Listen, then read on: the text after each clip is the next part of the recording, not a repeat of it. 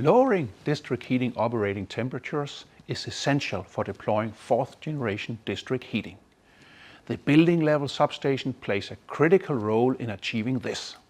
In this presentation, I will introduce the aftercooling substation concept, which significantly reduces district heating return temperatures compared to other substation designs. I am Jan Erik Thorsen, working alongside my colleague Oddgeir Gudmundsson, Michele Tunzi from DHW Civil and Mechanical Engineering, and Torben Espensen from Project Zero. This work is part of the Horizon 2020 EU-funded project ARV.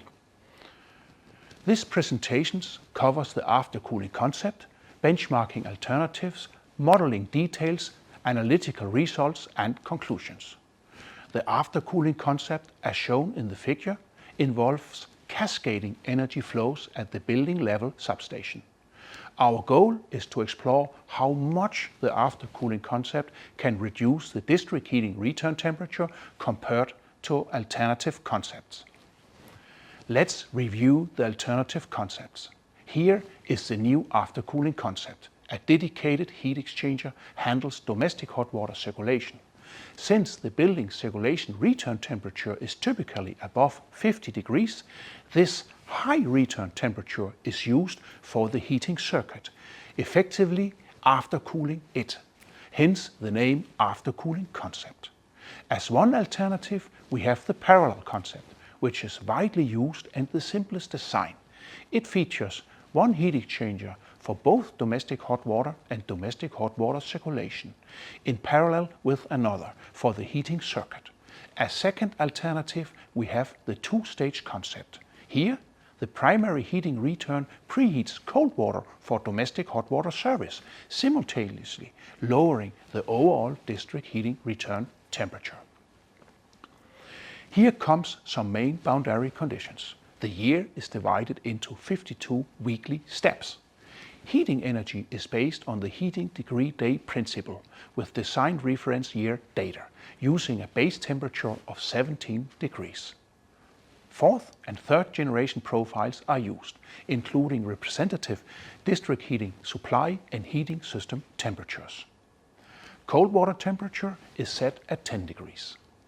The domestic hot water related boundary conditions are: domestic hot water temperature is set at 55 degrees.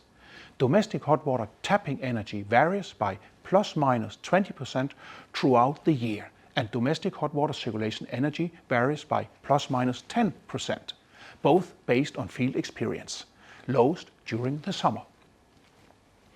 Domestic hot water tapping occurs for 6 hours daily, requiring separate calculations for tapping and non-tapping periods. Heat exchangers for heating, domestic hot water and domestic hot water circulation are sized according to annual energy demands. The analysis focuses on radiator and underfloor heating systems. The main focus is on reducing district heating return temperature with the aftercooling concept compared to alternatives. The results are generalized using two-dimensional parameters, R1 and R2, which relate to energy ratio between heating, domestic hot water and domestic hot water circulation.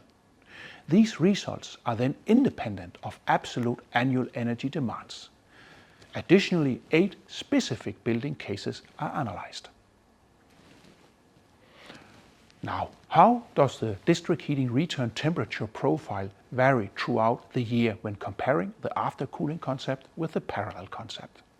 An example for one parameter combination is shown here. For now, we use a simplified sinus outdoor temperature profile. Below 17 degrees outdoor temperature, there is no heating demand, which divides the year into heating and non-heating periods. In the first part of the year, when heating demand is high, the absolute reduction potential for district heating return temperature is low, as heating dominates over domestic hot water circulation. As the heating demand decreases, the reduction potential increases, reaching its peak at week 19 and 41, when the aftercooling flow is fully absorbed by the heating circuit. After week 19, the reduction potential declines as less aftercooling is absorbed in the heating system, due to simply lower heating demand compared to the domestic hot water circulation demand. Even during the non-heating season, there is some reduction potential due to the separation of domestic hot water and domestic hot water circulation by two heat exchangers, avoiding mixing the temperatures on the secondary side. Now we apply actual outdoor temperatures from Copenhagen, which introduced more fluctuations, but still the qualitative takeaway remains the same. When using daily resolution of 365 steps per year, the curves fluctuate even more, but the yearly district heating return temperature levels are basically unaffected. Therefore, 52 steps are sufficient and though used for the analysis. The substation provides three services: the heating, domestic hot water and the domestic hot water circulation, each of which must be handled separately. As mentioned earlier, the results are generalized using two ratios, R1 and R2, based on annual energy demand for the services. To get a complete picture, a matrix of R1 and R2 values is calculated and plotted as contour curves. R1 represents the ratio of yearly domestic hot water energy demand to space heating demand. R2 represents the ratio of yearly circulation energy to the sum of domestic hot water and circulation energy. To suggest the relevant R1 and R2 areas to look at on the contour plot, we analyzed 8 specific multi-flat residential buildings located in Denmark, ranging from old to new, with various energy renovations and occupancies. Their R1 and R2 values are included and further details are available in the table. Let's now review the analysis results. In the first case, the fourth generation underfloor heating system. Temperatures are as shown in the figure to the left. With low underfloor heating temperatures, particularly for the return temperature, the aftercooling concept offers significant potential as illustrated in the middle figure.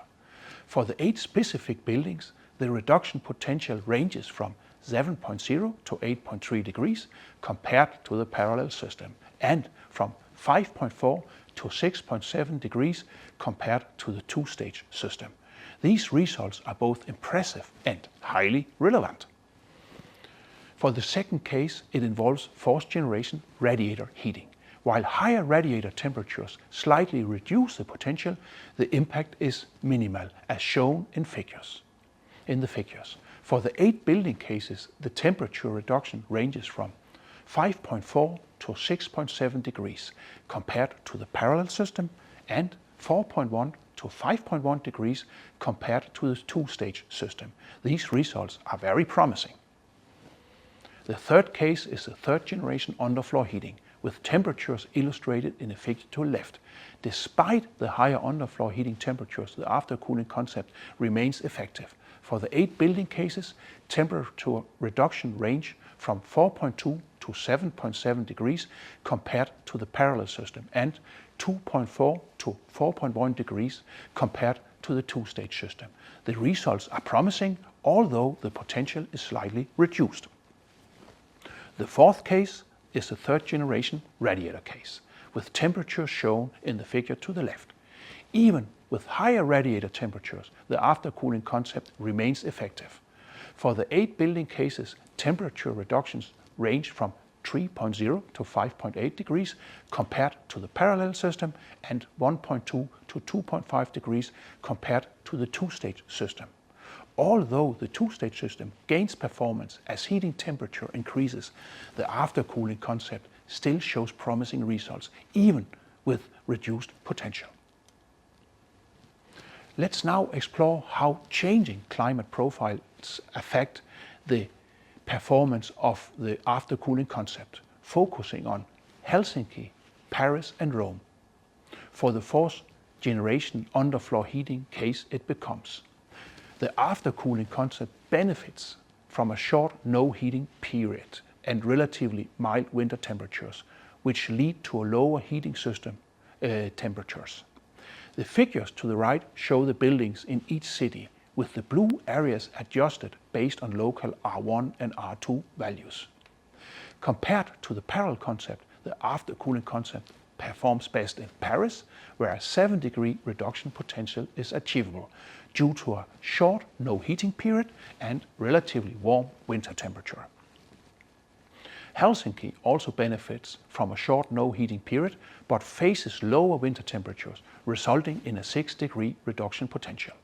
Rome has a longer no heating period, which limits the aftercooling potential, but still remains significant at 5 degrees return temperature reduction. So all in all, a significant district heating return temperature reductions for all the investigated locations. Let's now look at the fourth generation radiator heating performance for, again, Helsinki, Paris and Rome. As heating temperatures increase, the reduction in district heating return temperature decreases, but there are still significant potentials ranging from 4 to 5 degrees across the 3 cities. This brings me to the conclusion. The aftercooling concept shows very promising results for both fourth generation district heating and third generation district heating temperature cases. In Denmark, the third generation district heating systems could see a temperature reduction of 3.0 to 7.7 degrees, making the concept ideal for new builds and replacements. For fourth generation district heating system, the potential reduction is even higher, between 5.4 and 8.3 degrees, indicating the concept is future-proof. Across Europe, from Helsinki to Paris to Rome, the concept proves effective regardless of climate, significantly outperforming parallel and two-stage alternatives. Those were some analytical results for the aftercooling concept. I hope you enjoyed it. In case you are interested in more details, I suggest you take a look into our published paper focusing on the concept. Please use the link stated here. In case of any questions or comments, please do not hesitate to reach out to me. My contact information are stated here as well. Thank you for the attention and take care.